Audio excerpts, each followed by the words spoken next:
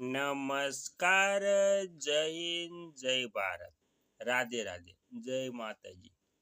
સ્વાગત છે તમારું આપણી YouTube channel government pension salary inquiry ન્યૂઝમાં. તો વિધવા બહેનો માટે રક્ષાબંધન પર સૌથી મોટા સારા સમાચાર આવતા તમામ વિધવા બહેનોમાં એક આનંદનો માહોલ જોવા મળી રહ્યો છે. તો રક્ષાબંધનના તહેવાર ઉપર ગુજરાત રાજ્યના વિધવા બહેનોને મળશે પેન્શનમાં આટલો વધારો. તો કેવી રીતે ગુજરાત રાજ્યના વિધવા બહેનોના પેન્શનમાં વધારો મળશે તેની સંપૂર્ણ વાત આજે આપણે આ વિડીયો મારફતે કરવાની છે. તેથી વિડીયોને અંત સુધી જોવા નમ્ર વિનંતી. અને તમે આપણી ચેનલમાં નવા હોય તો આપણી ચેનલને સબસ્ક્રાઈબ કરી લેજો, કેમ કે આવી કોઈ પણ નવી અપડેટ આવે તે નોટિફિકેશન સૌથી પહેલાં તમને મળી જાય. અને વિડીયો ગમે તો લાઈક કરવાનું ભૂલતા નહીં. તો તમે પણ ગુજરાત રાજ્યના વિધવા બહેન છો તો તમારા માટે આ સમાચાર ખૂબ જ ઉપયોગી થવાના છે.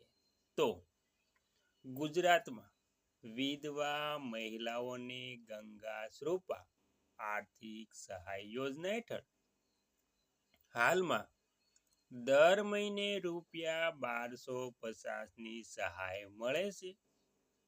પેન્શનમાં વધારાની માંગણી વર્તમાન મોંઘવારીને ધ્યાનમાં રાખીને વિધવા બહેનો દ્વારા પેન્શનની રકમ વધારીને ₹4000 કરવાની ઉગ્ર માંગ કરવામાં આવી રહી છે.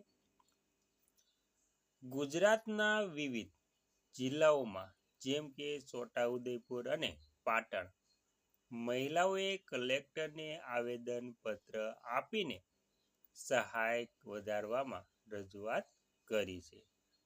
હજુ સુધી સરકારે જે વધારો વિધવા બહેનોને મળવાનો છે તેના વિશે સરકારે પેન્શનની રકમમાં કોઈ સત્તાવાર વધારો કર્યો નથી. અને હાલ જે જૂનું પેન્શન 1250 મળે છે તે જ પ્રમાણે વિધવા બહેનોને 1250 પેન્શન સીધા તેમના બેંક ખાતામાં જમા કરી દેવામાં આવે છે.